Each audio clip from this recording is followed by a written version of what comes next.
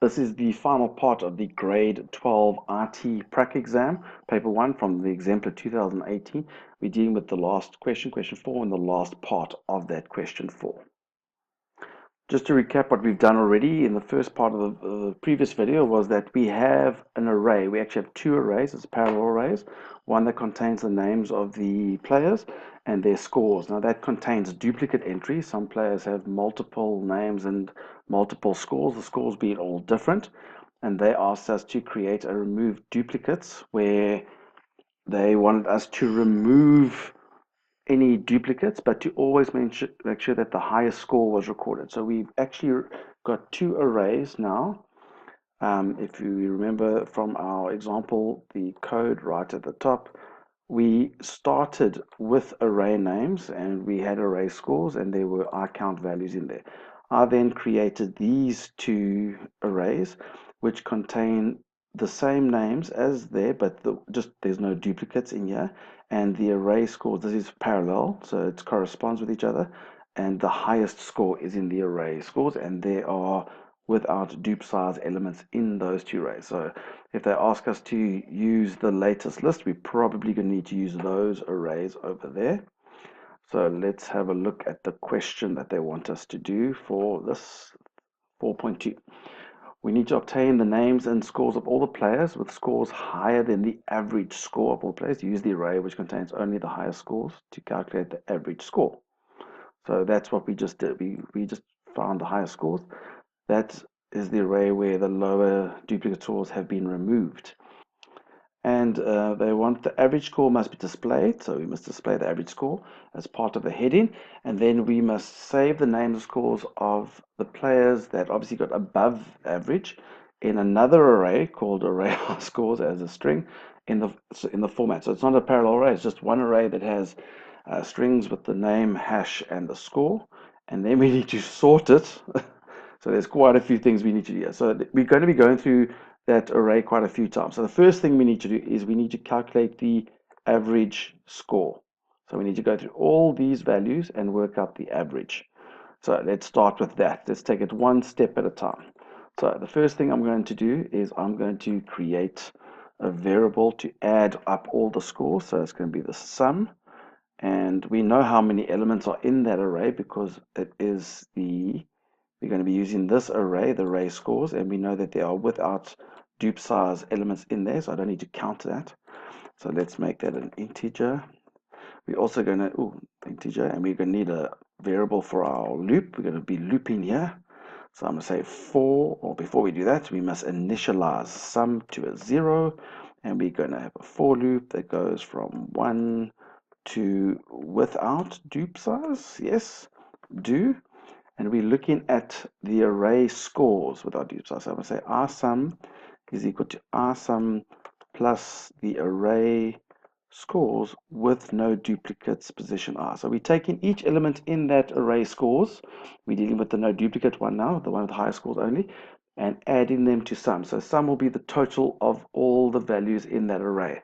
So therefore the average score, which if you look at the diagram, the way they display it is a normal round number, so we must round it as well. I think that's going to be our best bet. So let's keep an answer. So let's say the R average. So after the loop is finished, this is once the loop is finished, R average is going to be whatever the sum is divided by how many elements were in that array, which is without dupe size. But we're dividing, so that's going to return some sort of real number, so we're just going to round it. And for interest's sake, just to see that we're on the right track, I'm going to start displaying it like they want. We want the word masters players to be displayed. Okay, so we're going to say, I think it's rich display.clear, and then we're going to say rich display.lines.add, and we're going to add the word master players. These are the master players. And then we're going to do the exact same thing again, lines.add, but now we're going to add scores above an average of, so the word scores above an average of, and then we're going to add this average variable. But remember, that's an integer, so I'm just convert it from what it is, an int, to what we want it to become, a string, so that it can be displayed in the rich edit control. Let's just see if that works. So we're just going through the array and we're just adding up all of the scores so we can work out the average. Let's hopefully hope we can get a score of that. So remember, you need to go through all the buttons so that we can load the data, that we can remove the duplicates, so that we get that data. And there we go. Ah, that looks fantastic. If you look here, I think we got the exact same score. There we go. So we're on the right track. Fantastic. Step 1 done. Get very excited when we make progress. So we've got the average score. Use the array which contains the high scores only. That is the array where the lowest. That's great. The average score must be displayed. We've done that. And then we need to save the names and scores of these players in another array called array high scores of type string. So let's make another array. I don't know if they made an array for us for high scores. There's an array masters. I don't know if that's what they were intending. And there's a master count. I'm going to use that because I'm assuming that's the array that they want to use. So let's use array masters. It's a little bit difficult to interpret what they want, but let's just assume that. So we're going to use array masters, and there are 30 elements there, and mask count will start off being a 0 because it's a global variable. So what we're going to do is we now need to put in all the values that are above the average, all the scores that are above average. So we're going to go through again, starting from 1 till without dupe size. Without dupe size do. What are we going to be doing? We're going to be checking if the score in array scores with no duplicates at position I, if that score, is that the right array? Array scores. No, it's because, okay, so if that score in that position, for example 1, is bigger than my average, then I found one who is above average. Then what do I want to do? Well, I want to add the score and the name to that masters array. So the first thing is that our masters, our mask count, we're going to increase it. At the moment it's a 0.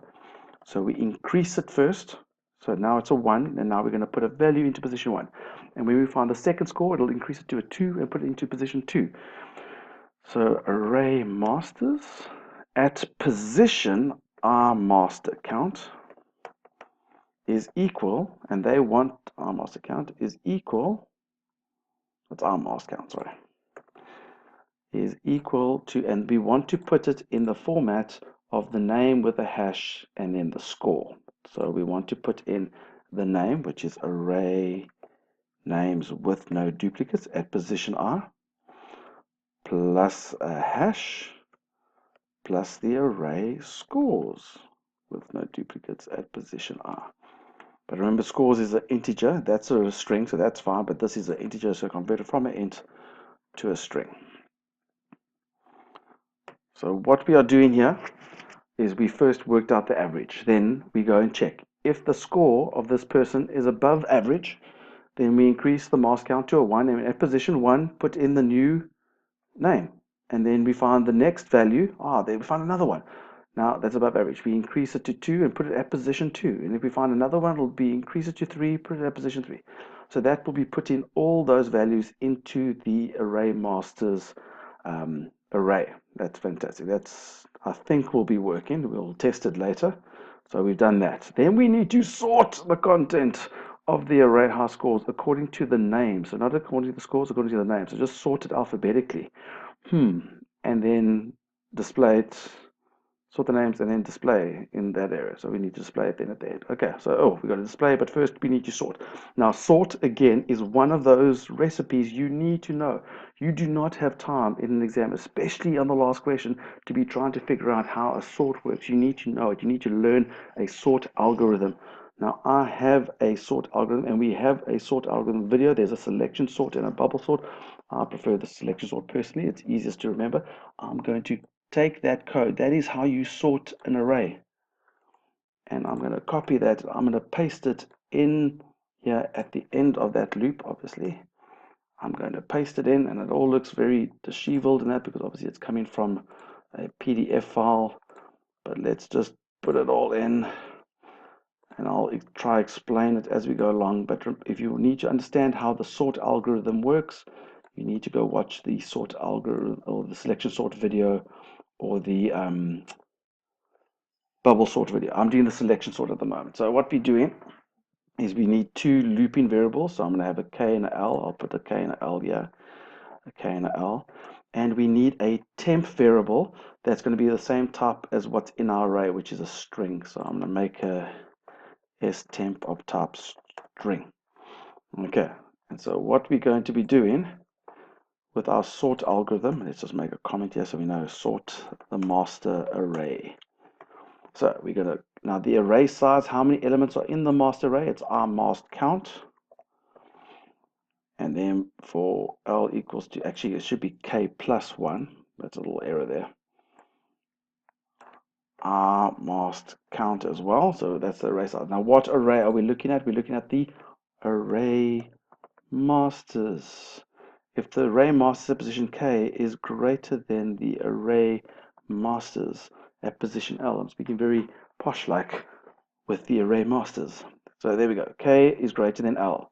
Then this is what we call a swap.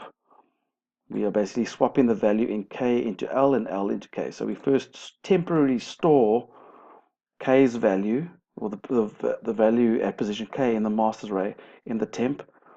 Then we set K's value to what array masters L is, or at position L, and then we can set array masters position L to what was in S temp, because that originally was what K is. So we're putting L into K and we're putting temp into L, but temp was K, so that makes sense. So that will sort the array. Our mask count -1, that seems all right. I don't know why the errors are. It's probably because it's not a recognizable minus sign. There we go. From the PDF, it didn't like that minus sign. Okay, so we've sorted the master array. Now the last little step is to display the master array. We're going to go for, we've already cleared it and we've already put in a nice little heading. So we're going to go from 1 to the mask count. And all we're going to do is, if you look at the diagram, just display them as is. Okay, so let's have a look. So rich edit, display, .lines, .add. All we're doing is displaying array masters position R.